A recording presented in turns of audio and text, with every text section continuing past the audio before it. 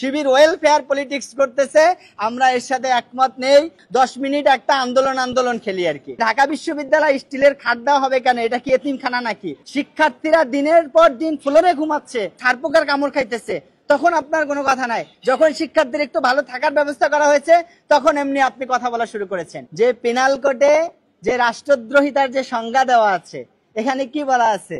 যে কেউ যদি রাষ্ট্রের অখণ্ডতা বিচ্ছিন্ন করতে চায়, রাষ্ট্রের বিরুদ্ধে ষড়যন্ত্র করে, রাষ্ট্রের সম্পদ নষ্ট করে, অথবা রাষ্ট্রের নাগরিকের নিরাপত্তার হুমকিমূলক কোনো কার্যক্রম করে, এগুলোকে সাধারণত রাষ্ট্রদ্রোহী হিসেবে বিবেচনা করা হয়।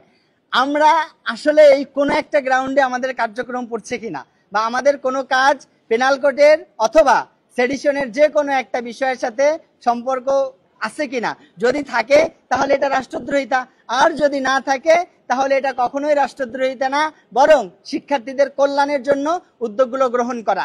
এখন আসেন, এখন এখানে কয়েকটি ন্যারেটিভ দাঁড় করানোর চেষ্টা করছে। 1 নম্বর বিষয় হচ্ছে, আমি এটাও শুনেছি একজন বলেছে যে ঢাকা বিশ্ববিদ্যালয় স্টিলের খাট দেওয়া হবে কেন? এটা কি এতিমখানা নাকি? একজন পলিটিক্যাল ব্যক্তি এটাও বলেছে। এইটা একজন রাজনৈতিক ব্যক্তির মুখের ভাষা হতে পারে না। শিক্ষার্থীরা দিনের পর দিন ফ্লোরে ঘুমাচ্ছে, তখন আপনার কোনো কথা নাই। শিক্ষার্থীরা দিনের পর দিন ছারপোকার কামড় খাইতেছে, তখন আপনার কোনো কথা নাই। যখন শিক্ষার্থীর একটু ভালো থাকার ব্যবস্থা করা হয়েছে, তখন এমনি আপনি কথা বলা শুরু করেছেন। আবার একটা গ্রুপ ন্যারেটিভ তৈরি করার চেষ্টা করতেছে যে ওয়েলফেয়ার পলিটিক্স, এটা জগন্নাথ বিশ্ববিদ্যালয়ে বেশি দেখা যাচ্ছে। একটা গ্রুপ যাদের কোনো রাজনৈতিক এজেন্ডা নাই, যাদের কোনো শিক্ষার্থী বান্ধব কর্মসূচি নাই, কোনো কাজ নাই, তারা কি করবে? একটা গ্রুপ আছে, তাদের কোনো কাজ নাই, কোনো কর্মসূচি নাই, কিছু নাই, কি করবে তারা? তারা সারাদিন ঘুরে ফেরে, এবার বিকালবেলা ক্যাম্পাসে এসে চিন্তা করে, ঠিক আছে এবার 10 মিনিট একটা আন্দোলন খেলি আর কি। একটা জাস্ট একটু দাঁড়াইয়ে হাতে তালি দিয়ে একটা ছবি নিয়ে এরা দেখা যে আমরা এই যে শিক্ষার্থীদের জন্য অনেক কিছু করে ফেলছি। এখন এইগুলা শিক্ষার্থীরা এখন আর খায় না। না খাওয়ার কারণে এখন কি করবে? সময়গুলো তো কাটাইতে হবে।